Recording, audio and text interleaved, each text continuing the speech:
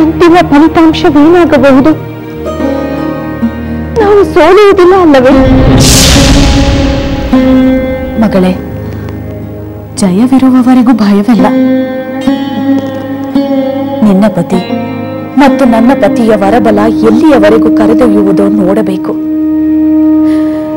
ಸದ್ಯದಲ್ಲಿ ನನ್ನ ಪತಿಯನ್ನು ನಿನ್ನ ಪತಿಯನ್ನು ಸಂಹರಿಸಲಾಗುವುದಿಲ್ಲ. ಒಂದು ತಪ್ಪಾಗುವವರೆಗೂ ಅವರು ಸುರಕ್ಷಿತವಾಗಿರುತ್ತಾರೆ. ಯಾವ ತಪ್ಪು ಅತ್ತೆ ಇವರೇ? ಈಗಲೇ ಅದನ್ನು ಯೋಚಿಸುವುದೇಕೆ? ಸಂದರ್ಭ ಬಂದಾಗ ಹೇಳುತ್ತೇನೆ. ನಿನ್ನ ಪತಿ ಅಂತಹ ಯಾವುದೇ ತಪ್ಪನ್ನು ಮಾಡದಿರಲಿ ಎಂದು ಪರಮೇಶ್ವರನಲ್ಲಿ ಪ್ರಾರ್ಥಿಸು.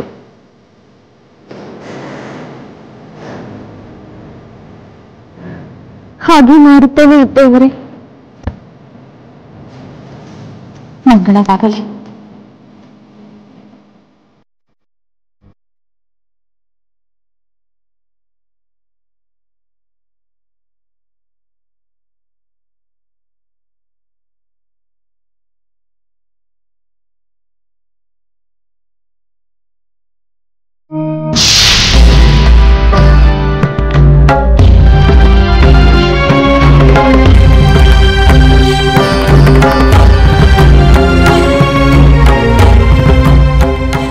ತ್ರಿಜಟೆ, ಯುದ್ಧ ನಡೆಯುತ್ತಿದೆಯೇ?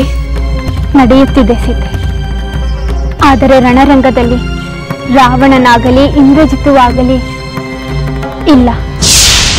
ವಾನರ ಯೋಧರು ಮತ್ತು ರಾಕ್ಷಸ ಯೋಧರ ನಡುವೆ ಯುದ್ಧ ನಡೆಯುತ್ತಿದೆ. ಇಷ್ಟರಲ್ಲೇ ರಾಕ್ಷಸ ವೀರರಲ್ಲಿ ಯಾರಾದರೂ ಯುದ್ಧಕ್ಕೆ ಇಳಿಯಬಹುದು. ರಾವಣ ಮತ್ತು ಇಂದ್ರಜಿತುವನ್ನು ಬಿಟ್ಟು ಬೇರೆ ವೀರರು ಯಾರಿದ್ದಾರೆ ತ್ರಿಜಟೆ? ಕುಂಭಕರ್ಣ ಮತ್ತು ರಾವಣನ ಇನ್ನೂ ಕೆಲವು ಪುತ್ರರಿದ್ದಾರೆ. ಆದರೆ ಅವರು ಯುದ್ಧಕ್ಕೆ ಹೋಗುತ್ತಾರೋ ಇಲ್ಲವೋ ಎಂದು ಈಗಲೇ ಹೇಳುವಂತಿಲ್ಲ. ತ್ರಿಜಟೆ, ನಿನ್ನಲ್ಲಿ ಒಂದು ವಿಷಯವನ್ನು ಮಾತನಾಡಬೇಕು. ಅದೇನೆಂದು ಹೇಳಿ ಸೀತೆ. ತ್ರಿಜಟೆ, ರಾಮ ಲಕ್ಷ್ಮಣರು ಎಚ್ಚರ ತಪ್ಪಿದ್ದ ಸಂದರ್ಭದಲ್ಲಿ ನಾನು ಚಿಂತಾಕ್ರಾಂತಳಾಗಿ ಕುಳಿತಿದ್ದಾಗ ಯಾರೋ ನನಗೆ ಸಾಂತ್ವನದ ಮಾತುಗಳನ್ನು ಹೇಳಿ ಹೋದರು. ಹೌದೇ? ನಾನಂತೂ ಇತ್ತ ಕಡೆ ಬಂದಿಲ್ಲ. ಬಂದರೆ ನಾನು ನಿನ್ನ ಬಳಿಗೆ ಬರುತ್ತಿದ್ದೆ. ಯಾರಿರಬಹುದು? ನನ್ನ ಮೇಲೆ ಅನುಕಂಪದ ಮಾತುಗಳನ್ನಾಡಿದ ಗುಣವಂತರು ಯಾರು? ಲಂಕೆಯಲ್ಲಿ ಅಂತ ಗುಣವಂತರು ಯಾರಾದರೂ ಇದ್ದರೆ ಅದು ಮಹಾರಾಣಿ ಮಂಡೋದರಿಯವರು ಮತ್ತು ಯುವರಾಣಿ ಸುಲೋಚನಾ ದೇವಿಯವರು. ಮಹಾರಾಣಿಯವರು ಇತ್ತ ಕಡೆ ಬಂದಿರಲಾರರು.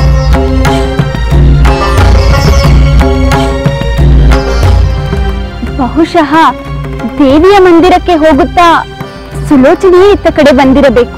ಅಂದರೆ ಆ ಸುಲೋಚನೆಯೇ ಅಂತ ಒಳ್ಳೆಯ ಮಾತುಗಳನ್ನಾಡಿದಳೆ? ಹೌದು ಸೀತೆ. ಸ್ವತಃ ಪತಿವ್ರತೆ ಆದ ಅವಳಿಗೆ ಬೇರೆ ಪತಿವ್ರತೆಯರ ಮೇಲೆ ಅಪಾರವಾದ ಪ್ರೀತಿ ಗೌರವಗಳಿವೆ. ನಿನ್ನ ಮೇಲೆ ಸಹಜವಾದ ಗೌರವ ಅಕ್ಕರೆಯಿಂದಲೇ ಅಂತ ಮಾತಾಡಿರಬೇಕು. ಎಂತಹ ವಿಪರ್ಯಾಸ! ಪತಿಯಾದವನು ತನ್ನ ವರ್ತನೆಯಿಂದ ನನ್ನ ಮನಸ್ಸಿಗೆ ಸಂಕಟವನ್ನು ಕೊಡುತ್ತಾನೆ. ಸತಿಯಾದವಳು ಸಾಂತ್ವನ ಹೇಳುತ್ತಾಳೆ.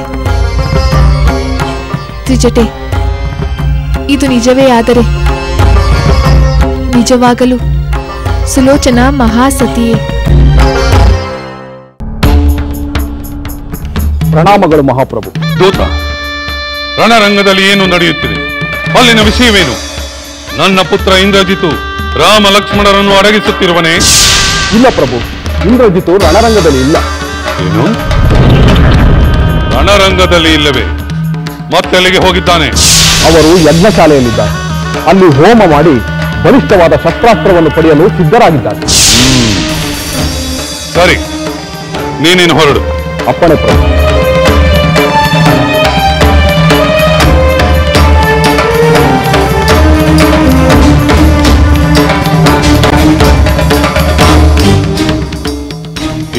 ಇಂದ್ರಜಿತುವಿನ ಯಾಗ ಯಾವಾಗ ಮುಗಿಯುತ್ತದೆ?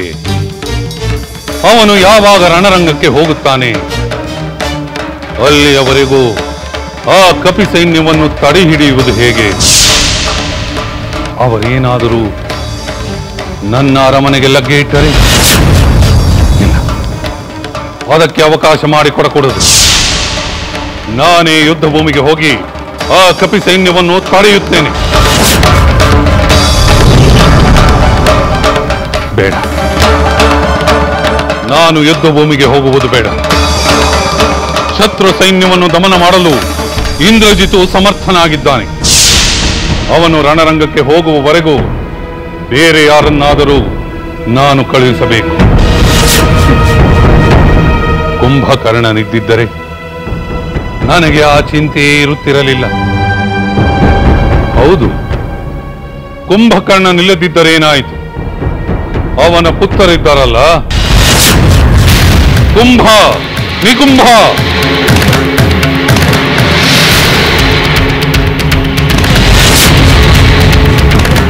ಪ್ರಣಾಮಗಳೇ ದೊಡ್ಡಪ್ಪ.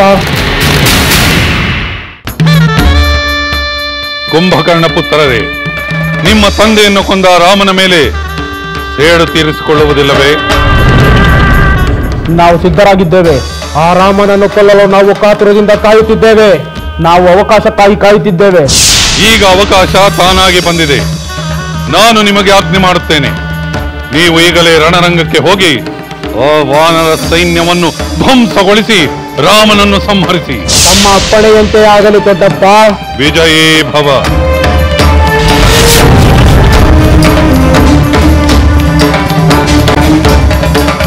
ವ್ಯೂಪಾಕ್ಷ, ಶೋಣಿತಾಕ್ಷ, ಅಪ್ಪಣೆ ದೊಡ್ಡಪ್ಪ. ನೀವಿಬ್ಬರು ಈಗಲೇ ರಣರಂಗಕ್ಕೆ ಹೋಗಿ ಕುಂಭ ನಿಕುಂಭರಿಗೆ ರಕ್ಷಣೆಯನ್ನು ನೀಡಿ. ಆಗಲಿ ದೊಡ್ಡಪ್ಪ.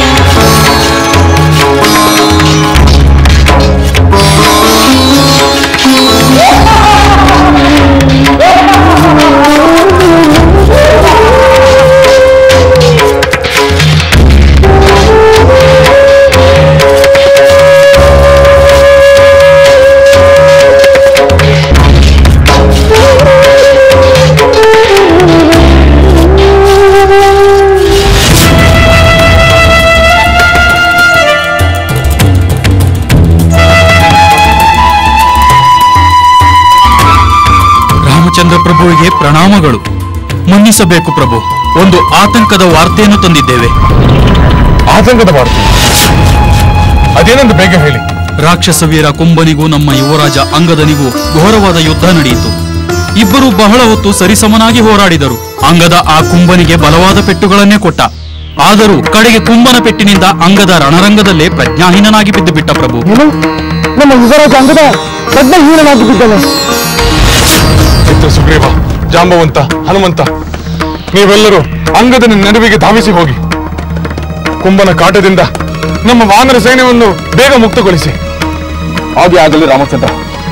ಈ ಕೂಡಲ ರಣರಂಗಕ್ಕೆ ಹೋಗಿ ಅಂಗದನನ್ನು ರಕ್ಷಿಸುತ್ತೇನೆ. ಅಂಗದನ ರಕ್ಷಣೆಯ ಜೊತೆಗೆ ಕುಂಭನ ಸಂಹಾರವೂ ನಡೆಯಬೇಕು.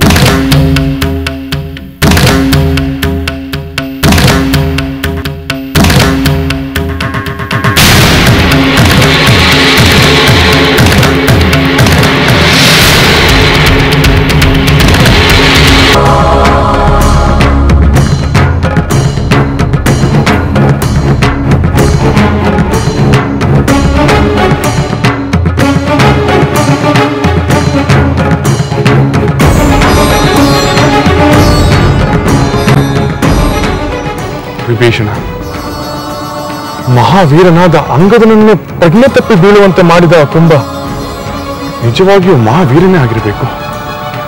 ಪ್ರಭು ರಾಮಚಂದ್ರ, ಅಸಾಮಾನ್ಯ ವೀರ ಕುಂಭಕರ್ಣನ ಪುತ್ರನಾದ ಕುಂಭ ತನ್ನ ತಂದೆಯಂತೆಯೇ ಮಹಾಪರಾಕ್ರಮಿ. ಅವನ ಮತ್ತೊಬ್ಬ ಸಹೋದರ ನಿಕುಂಭನು ಅಷ್ಟೇ ಪರಾಕ್ರಮಿ. ಆ ರಾವಣ ರಣರಂಗಕ್ಕೆ ಬರುವುದನ್ನು ತಪ್ಪಿಸಿಕೊಳ್ಳಲು ಕುಂಭಕರ್ಣನ ಪುತ್ರನನ್ನು ಕಳಿಸಿದ್ದಾನೆ.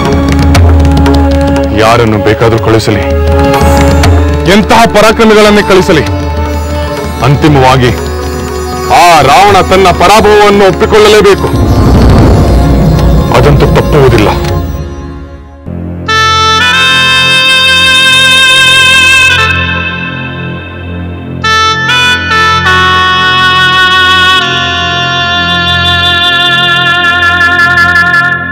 ಅತ್ತೆಯವರಿಗೆ ಪ್ರಣಾಮಗಳು.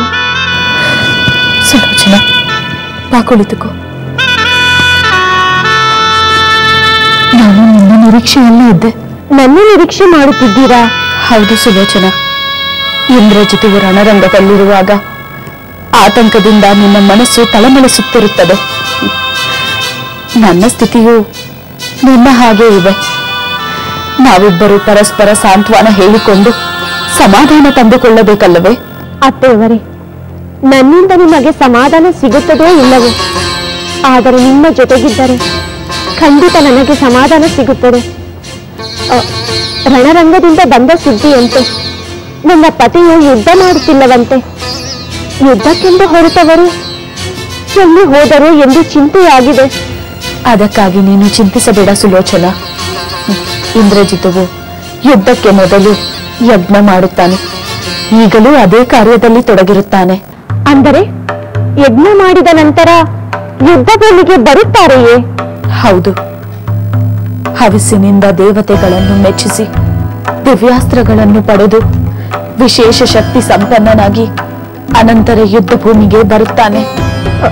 ಅತ್ತೆಯವರೇ, ಒಂದು ಮಾತು ಕೇಳಲೇ? ಅದೇನು ಕೇಳು ಸುಲೋಚನಾ. ಯಾವುದೋ ಒಂದು ದೋಷ ಸಂಭವಿಸದಿದ್ದರೆ ನನ್ನ ಪತಿಗೆ ಅಪಾಯವಿಲ್ಲವೆಂದು ಹೇಳಿದ್ದೀರಿ. ಅದೇನೆಂದು ಹೇಳುವಿರಾ? ಹೇಳುತ್ತೇನೆ ಸುಲೋಚನಾ. ಹಿಂದೆ ನಿನ್ನ ಪತಿ ಆ ದೇವೇಂದ್ರನನ್ನೇ ಸೆರೆ ಹಿಡಿದು ತಂದ. ಇಂದ್ರನನ್ನು ಸೆರೆಯಿಂದ ಬಿಡಿಸಿಕೊಳ್ಳಲು ಆ ಬ್ರಹ್ಮದೇವನೇ ಬರಬೇಕಾಯಿತು. ನೀನು ಇಂದ್ರನನ್ನು ಬಿಡಿಸಿಕೊಳ್ಳಲು ಸ್ವತಃ ಸೃಷ್ಟಿಕರ್ತನಾದ ಬ್ರಹ್ಮದೇವನೇ ಬಂದನೆ? ಹೌದು ಸುಲೋಚನಾ. ಆಗ ನಿನ್ನ ಪತಿ ಆ ಬ್ರಹ್ಮದೇವನ ಬಳಿ ಒಂದು ವರ ಕೇಳಿದ.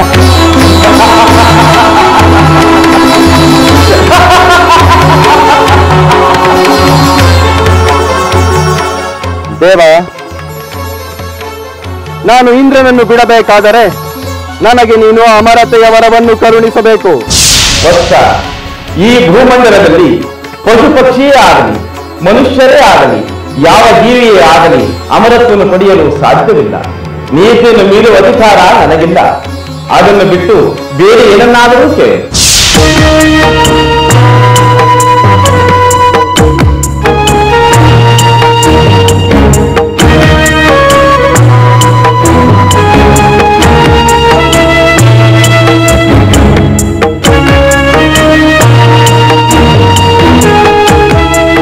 ಹಾಗಾದರೆ ಬ್ರಹ್ಮದೇವ, ನನ್ನ ಈ ಕೋರಿಕೆಯನ್ನಾದರೂ ನೆರವೇರಿಸು. ಅದೇನೆಂದು ಹೇಳು ಮೇಘನಾದ. ನಾನು ಜಯಾಪೇಕ್ಷೆಯಿಂದ ಯುದ್ಧ ಭೂಮಿಗೆ ಹೊರಡುವ ಮೊದಲು ಮಂತ್ರಯುಕ್ತವಾದ ಹವಿಸಿನ ಆಹುತಿಯೊಂದಿಗೆ ಅಗ್ನಿದೇವನನ್ನು ಪೂಜಿಸುತ್ತೇನೆ. ಆಗ ಅಗ್ನಿಕುಂಡದಿಂದ ನನಗೆ ದಿವ್ಯಾಸ್ತ್ರಗಳು ಲಭಿಸಬೇಕು. ನಾನು ದಿವ್ಯಾಸ್ತ್ರಗಳಿಂದ ಯುದ್ಧ ಮಾಡುವಾಗ ನನಗೆ ಯಾರಿಂದಲೂ ಮರಣ ಸಂಭವಿಸಬಾರದು. ಆಗಬಹುದು, ಆದರೆ ಯುದ್ಧ ನಿಮಿತ್ತವಾಗಿ ನೀನು ಕೈಗೊಂಡಿರುವ ಹೋಮ ಪೂರ್ಣಗೊಳ್ಳುವ ಮೊದಲು ನೀನೇನಾದರೂ ಯುದ್ಧಕ್ಕೆ ತೆರಳಿದರೆ ಈ ವರ ಫಲಿಸದು. ಹಾಗೆ ಆಗಲಿ ಬ್ರಹ್ಮದೇವ. ಹೋಮ ಪೂರ್ಣವಾಗುವ ಮೊದಲೇ ನಾನು ಯುದ್ಧಕ್ಕೆ ಹೋದರೆ ನನ್ನ ವಿನಾಶವಾಗಲಿ. ತಥಾ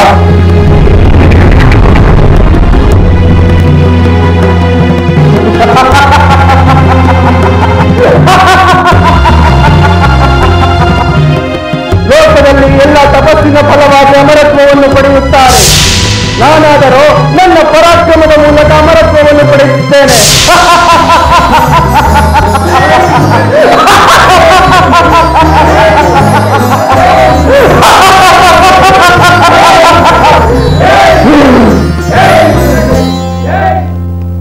ಸುಲೋಚನಾ, ಇದು ನಿನ್ನ ಪತಿಯ ವರದ ಕತೆ. ಅವನು ಬ್ರಹ್ಮನಿಂದ ಅಜೇಯತ್ವದ ವರವನ್ನೇನು ಪಡೆದಿದ್ದಾನೆ. ಆದರೆ ಆಕಸ್ಮಿಕ ಅವನೇನಾದರೂ ಹೋಮ ಪೂರ್ಣಗೊಳ್ಳುವ ಮೊದಲು ಯುದ್ಧಕ್ಕೆ ಹೊರಟರೆ ಅಪಾಯ ತಪ್ಪಿದ್ದಲ್ಲ. ಇಲ್ಲ ಇಲ್ಲ, ಹಾಗಾಗಬಾರದು. ನನ್ನ ಪತಿಗೆ ಯಾವುದೇ ಪ್ರಾಣಾಪಾಯ ಒದಗಬಾರದು. ಅವರ ಹೋಮ ಕಾರ್ಯವು ಯಾವುದೇ ಅಡೆತಡೆಗಳಿಲ್ಲದೆ ಪೂರ್ಣಗೊಳ್ಳುವಂತೆ ಮಾಡೆಂದು ಆ ಪರಮೇಶ್ವರನಲ್ಲಿ ನಾನು ಪ್ರಾರ್ಥಿಸುತ್ತೇನೆ. ಪ್ರಾರ್ಥಿಸು ಸುಲೋಚನಾ, ಪ್ರಾರ್ಥಿಸು. ಹೀಗಾದೊಂದೇ ನನ್ನ ಪತಿಯನ್ನು, ನಿನ್ನ ಪತಿಯನ್ನು ಉಳಿಸಬೇಕು.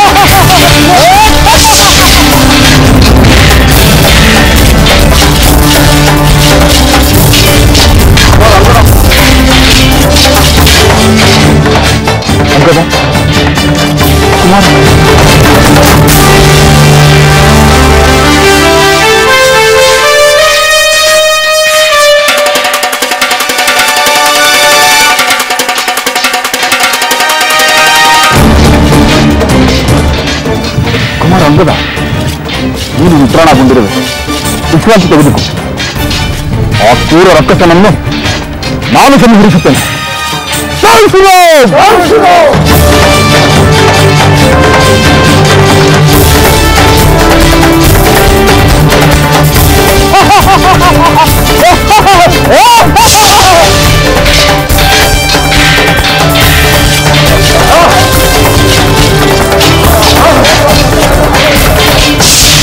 ಎಲ್ಲವೋ ಕುಂಭಕೋಣನ ಪುತ್ರ ಕುಂಭ,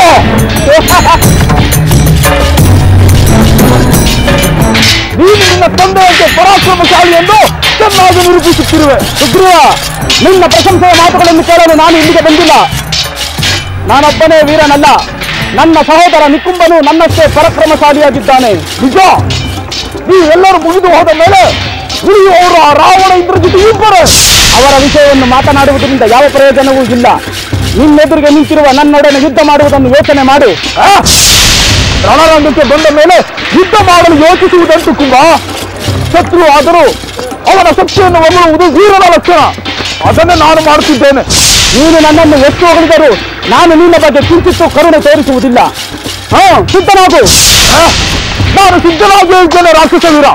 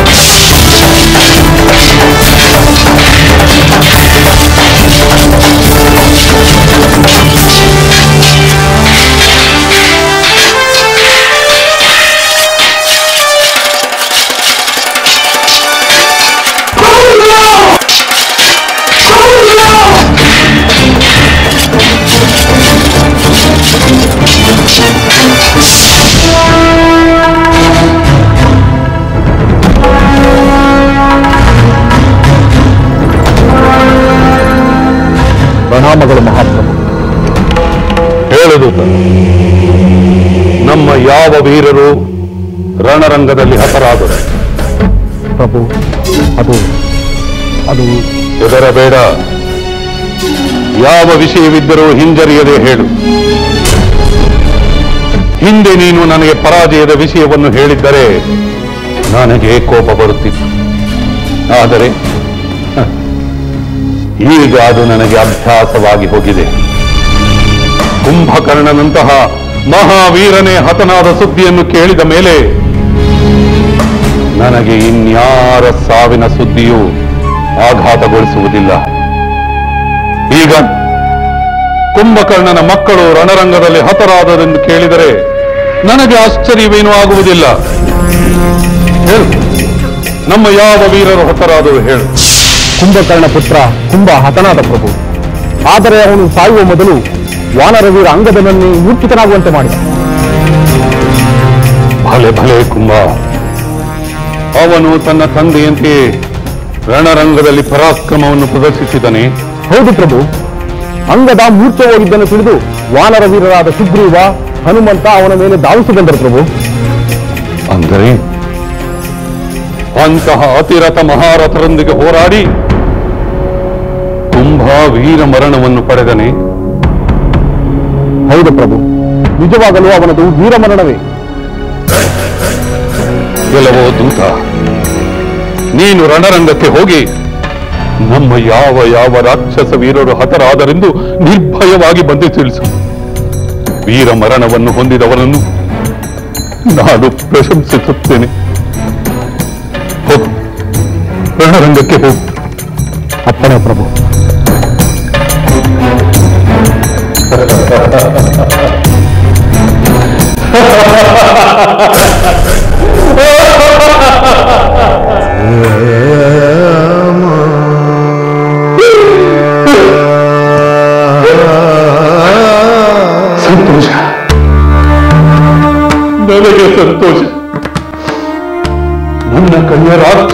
ವೀರರು ಹತರಾಗುತ್ತಿದ್ದರೆ ನನಗೆ ಸಂತೋಷ. ನನಗಾಗಿ ನನ್ನ ಕಡೆಯ ಒಬ್ಬೊಬ್ಬ ರಾಕ್ಷಸ ವೀರನು ಶತ್ರುಗಳಿಂದ ಹತನಾಗುತ್ತಿದ್ದಾನೆ. ಅದನ್ನು ನಾನು ಮಾತ್ರ ಈ ಬದಿಯಲ್ಲಿಯೇ ಕುಳಿತು ಯಾರ್ಯಾರು ಹೇಗೆ ಸತ್ತರೆಂದು ಸುದ್ದಿ ಕೇಳುತ್ತಿದ್ದೇನೆ. ರಾವಣೇಶ್ವರ, ಅಜೇಯನು ಅಪ್ರತಿಮ ಪರಾಕ್ರಮಿಯವಾದ ನಿನಗೆ ಎಂಥ ದುರ್ಗತಿ ಪ್ರಾಪ್ತವಾಯಿತು. ಸತ್ತವರನ್ನು ಲೆಕ್ಕ ಹಾಕುತ್ತ ಕೂರುವ ಬದಲು ನೀನೇ ಹೋಗಿ ರಣರಂಗದಲ್ಲಿ ಹೋರಾಡಿ ಶತ್ರುಗಳನ್ನು ಪರಾಭವಗೊಳಿಸಬೇಕಿತ್ತು, ಅಥವಾ ನೀನೇ ಮರಣ ಹೊಂದಬೇಕಿತ್ತು. ಈಗಲೂ ಕಾಲಮಿಂಚಿಲ್ಲ. ಸೀತೆಯನ್ನು ರಾಮನಿಗೊಪ್ಪಿಸಿ ಶರಣಾಗಿ ನಿನ್ನ ಜೀವ ಉಳಿಸಿಕೊ. ತಪ್ಪುವಿಲ್ಲ. ನಾನು ಎಂದಿಗೂ ಸೀತೆಯನ್ನು ರಾಮನಿಗೆ ಒಪ್ಪಿಸುವುದಿಲ್ಲ. ಆ ರಾಮನಲ್ಲಿ ನಾನು ಶರಣಾಗುವುದಿಲ್ಲ. ನಾನು ಮರಣವನ್ನು ಹೊಂದುವುದಿಲ್ಲ. ನನ್ನ ವೀರಪುತ್ರ ಪರಾಕ್ರಮಿ ಇಂದ್ರಜಿತ್ತು ಇನ್ನೂ ಬದುಕಿದ್ದಾನೆ. ಅವನು ಖಂಡಿತ ರಾಮನನ್ನು ಸಂಹರಿಸುತ್ತಾನೆ. ಇದು ಸತ್ಯ.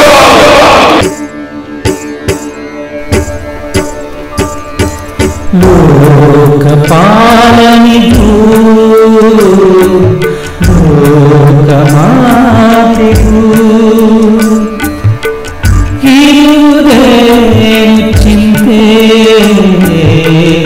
ಇರುವುದೇನು ಚಿಂತೆ. ಲೋಕಪಾಲನಿಗೂ ಲೋಕಮಾತೆಗೂ ಇರುವುದೇನು ಚಿಂತೆ, ಇರುವುದೇನು ಚಿಂತೆ. ಲೋಕ ಜನರಿಗೆ ನೀತಿ ಪಾಠ ಹೇಳುತ್ತಿರುವಂತೆ, ಲೋಕ ಜನರಿಗೆ ನೀತಿ ಪಾಠ ಹೇಳುತ್ತಿರುವಂತೆ. ಇದು ದೇವಮಾಯೆಯೋ, ಇದು ಲೋಕನೀತಿಯೋ. ಇದು ದೇವಮಾಯೆಯೋ, ಇದು ಲೋಕನೀತಿಯೋ. ಲೋಕಪಾಲನೆಯೋ ಲೋಕಮಾತೆಯೋ ಇರುವುದೇನು ಚಿಂತೆ, ಇರುವುದೇನು ಚಿಂತೆ.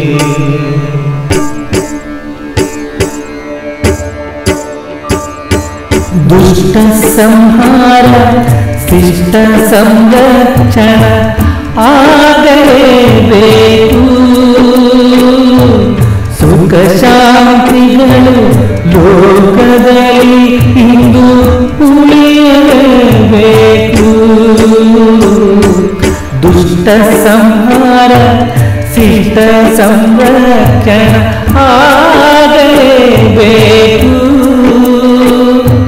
ಸುಖ ಶಾಂತಿಗಳು ಲೋಕದಲ್ಲಿ ಇಂದು ಉಳಿಯಲೇಬೇಕು. ಸಜ್ಜನರು ಅರುವ ದುರ್ಜನರು ಬರುವ ಕಾಲವಳೆಯಬೇಕು. ಅತ್ತವರೊಂದಕ್ಕೂ ನಕ್ಕವರು ಸೋತು ನೀತಿ ಮೆರೆಯಬೇಕು. ಸಜ್ಜನರು ಅರುವ ದುರ್ಜನರು ನರುವ ಕಾಲವಳೆಯಬೇಕು. ಅತ್ತವರೊಂದಕ್ಕೂ ನಕ್ಕವರು ಸೋತು ನೀತಿ ಮೆರೆಯಬೇಕು. ಲೋಕಪಾಲನೆಗೂ ಲೋಕಮಾತೆಗೂ ಇರುವುದೇನು ಚಿಂತೆ, ಇರುವುದೇನು ಚಿಂತೆ.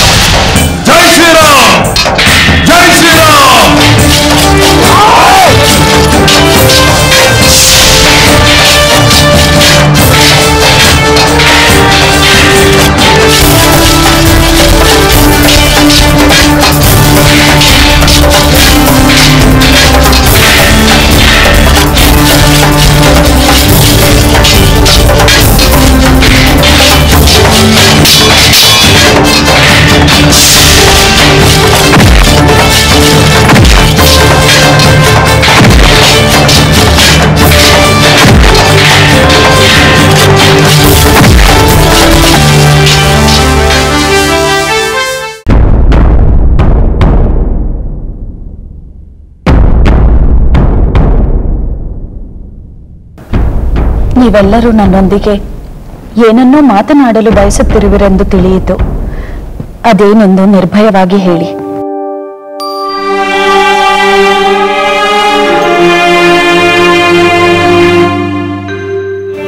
ಅತ್ತೆಯವರೇ, ನಾನಿಲ್ಲಿರುವುದರಿಂದ ಇವರಿಗೆ ಸಂಕೋಚವಾಗುತ್ತಿರಬಹುದು. ನಾನು ಹೊರಡುತ್ತೇನೆ. ಕುಳಿತುಕೋ ಸುಲೋಚನಾ, ನೀನು ಎಲ್ಲಿಗೂ ಹೋಗಬೇಕಾಗಿಲ್ಲ. ಸುಲೋಚನಾ ಇಲ್ಲಿರುವುದರಿಂದ ನಿಮಗೆ ಮಾತನಾಡಲು ಸಂಕೋಚವೇ? ಇಲ್ಲ ಮಹಾರಾಣಿ, ನಮಗೆ ಯಾವ ಅಭ್ಯಂತರವೂ ಇಲ್ಲ. ಅವರಿಗೆ ತಿಳಿಯಬಾರದ ಯಾವ ರಹಸ್ಯ ವಿಷಯವೂ ಇಲ್ಲ. ಹಾಗೆ ನೋಡಿದರೆ ನಾವು ಹೇಳಲು ಬಂದಿರುವ ವಿಚಾರ ಎಲ್ಲರಿಗೂ ತಿಳಿಯಬೇಕಾದ್ದೆ. ನಮ್ಮ ಸಂಕಟದ ವಿಷಯವನ್ನು ಮಹಾರಾಣಿಯವರು ಮತ್ತು ಯುವರಾಣಿಯವರು ಒಟ್ಟಿಗೆ ಕೇಳಿದರೆ ಒಳ್ಳೆಯದೇ. ಸರಿ, ಹಾಗಾದರೆ ನಿಮ್ಮ ಸಂಕಟದ ವಿಷಯವೇನೆಂದು ಹೇಳಿ. ಮಹಾರಾಣಿ, ನನಗೆ ನನ್ನ ಸೋದರನೇ ದಿಕ್ಕಾಗಿದ್ದ. ನನಗೆ ವಿವಾಹ ಮಾಡಬೇಕೆಂದು ಪ್ರಯತ್ನಿಸುತ್ತಿದ್ದ. ಈಗ ಅವನೇ ಹತನಾಗಿದ್ದಾನೆ. ನನಗೆ ಇನ್ಯಾರು ದಿಕ್ಕು ಮಹಾರಾಣಿ? ನಾನು ಅನಾಥಳಾಗಿ ಬಿಟ್ಟೆ.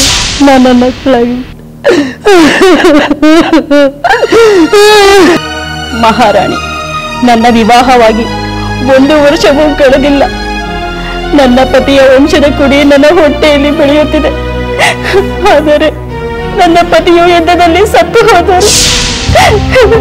ಈಗ ನನಗೆ ಯಾರು ದಿಕ್ಕು ಮಹಾರಾಣಿ? ನನಗೂ ನನ್ನ ಹೊಟ್ಟೆಯಲ್ಲಿ ಬೆಳೆಯುತ್ತಿರುವ ನನ್ನ ಮಗುವಿಗೂ ಯಾರು ದಿಕ್ಕು? ನೀವೇ ಹೇಳಿ ಮಹಾರಾಣಿ, ನೀವೇ ಹೇಳಿ. ಮಹಾರಾಣಿ, ಚಿಕ್ಕನಲ್ಲಿಯೇ ನನ್ನ ತಾಯಿಯನ್ನು ನಾನು ಕಳೆದುಕೊಂಡೆ. ನನ್ನ ತಂದೆ ಅತ್ಯಂತ ಪ್ರೀತಿಯಿಂದ ನನ್ನ ಸಾಕಿದರು. ಆದರೆ ಅವರು ಯುದ್ಧದಲ್ಲಿ ಸತ್ತು ಹೋದರು.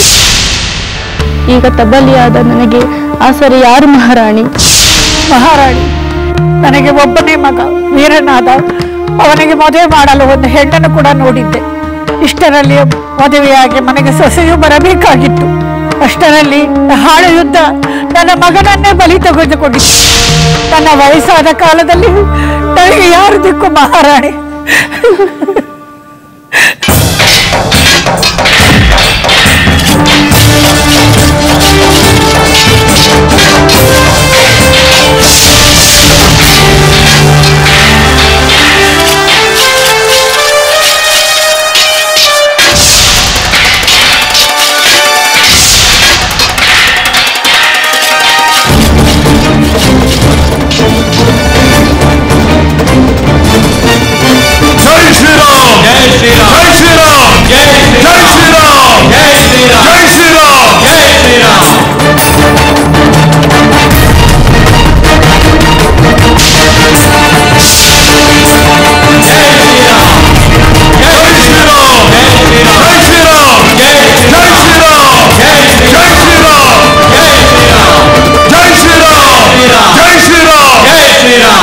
ಮಹಾರಾಣಿ, ನನಗೆ 16 ಜನ ಮಕ್ಕಳು. ನನ್ನ ಪತಿಯು ವೀರ ಯೋಧ. ಆತನ ಗಳಿಕೆಯಿಂದಲೇ ನಾನು ಎಲ್ಲರನ್ನೂ ಸಾಕುತ್ತಿದ್ದೆ. ಆದರೆ ರಣರಂಗದಲ್ಲಿ ನನ್ನ ಪತಿಯು ಹೆಣವಾಗಿ ಹೋದ. ಈಗ ನಾವೆಲ್ಲರೂ ಬದುಕಿದ್ದು ಸತ್ತದ್ದಾಗಿದ್ದೇವೆ ಮಹಾರಾಣಿ, ಸತ್ತದ್ದಾಗಿದ್ದೇವೆ.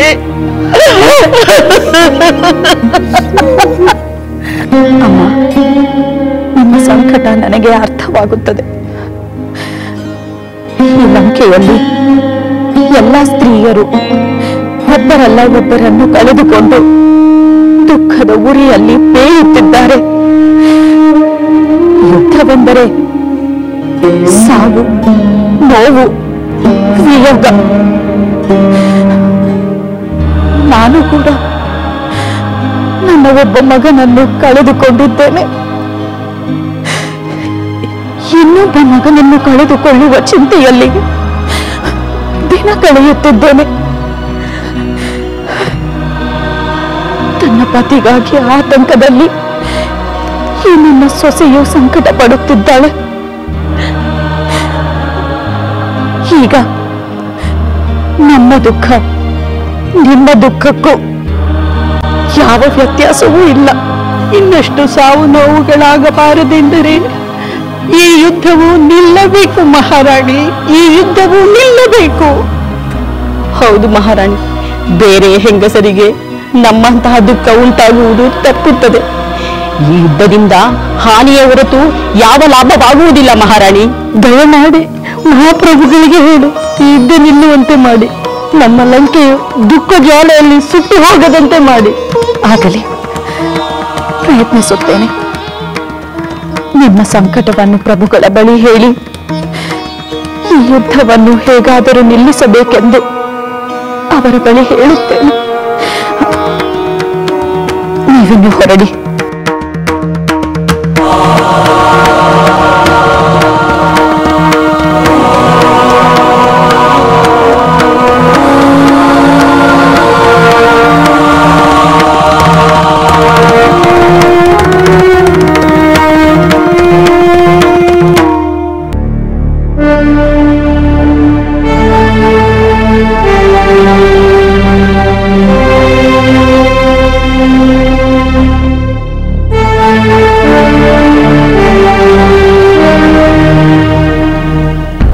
ಪ್ರಭು,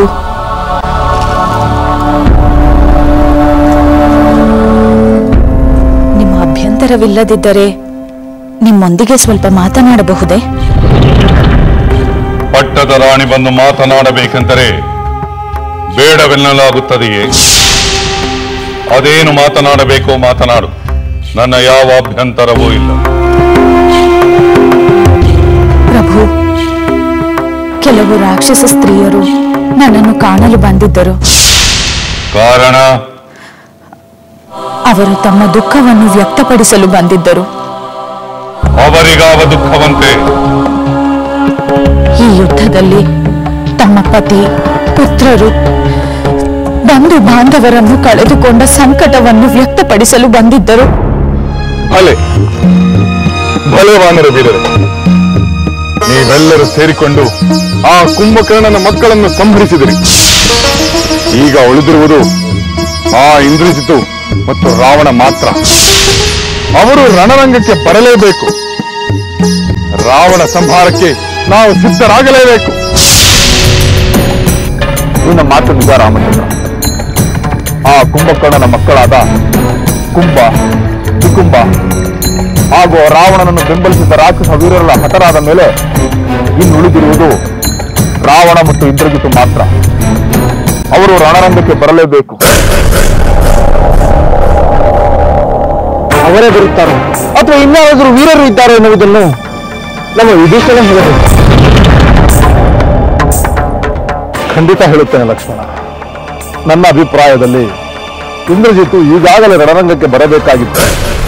ಅವನ ಬದಲು ಕುಂಭಕರ್ಣನ ಮಕ್ಕಳು ಬಂದಿರುವುದನ್ನು ನೋಡಿದರೆ ಆ ಇಂದ್ರಜಿತು ಬೇರೆ ಯಾವುದೋ ವಿಶೇಷ ಕಾರ್ಯದಲ್ಲಿದ್ದಾನೆಂದೇ ಅರ್ಥ. ಬೇರೆ ಯಾವುದೋ ಕಾರ್ಯವೆಂದರೆ ಅದೇನಿರಬಹುದು ವಿಭೀಷಣ? ಹನುಮಂತ, ಬಹುಶಃ ಇಂದ್ರಜಿತು ಏಕಾಂತ ಸ್ಥಳದಲ್ಲಿ ಕುಳಿತು ಯಜ್ಞ ಮಾಡುತ್ತಿರಬಹುದು. ಯುದ್ಧ ಕಾಲದಲ್ಲಿ ಯಜ್ಞ ಮಾಡುತ್ತಾ ಕೂಡುತ್ತಾರೆಯೇ? ಹೌದು ಅಂಗದ. ಆ ಇಂದ್ರಜಿತು ಯಜ್ಞಕುಂಡದಲ್ಲಿ ಹೋಮ ಮಾಡುತ್ತಿರುವುದು ಯುದ್ಧಕ್ಕಾಗಿಯೇ. ಆ ಯಜ್ಞಕುಂಡದಿಂದ ಅಪಾರ ಪ್ರಮಾಣದ ಶಸ್ತ್ರಾಸ್ತ್ರಗಳನ್ನು ಪಡೆದು ಅತ್ಯಂತ ಬಲಿಷ್ಠನಾಗಿ ರಣರಂಗಕ್ಕೆ ಬರಲು ಸಿದ್ಧನಾಗುತ್ತಿರುತ್ತಾನೆ.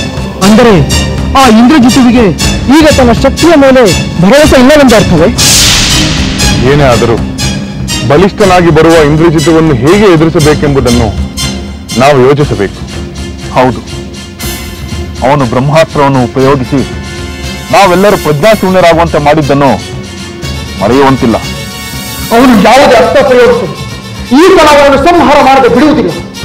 ಲಕ್ಷ್ಮಣ, ಅಂತಹ ಪ್ರಬಲ ಶತ್ರುವನ್ನು ನೀನು ಸಂಹರಿಸಿದರೆ ನಾವೆಲ್ಲರೂ ಸಂತೋಷ ಪಡುತ್ತೇವೆ. ಆದರೆ ಅದಕ್ಕೆ ಮೊದಲು ವಿಭೀಷಣ ಸಲಹೆಯನ್ನು ಪಡೆದುಕೋ. ಹಾಗೆ ಆಗಲಿ ಸಹೋದರ.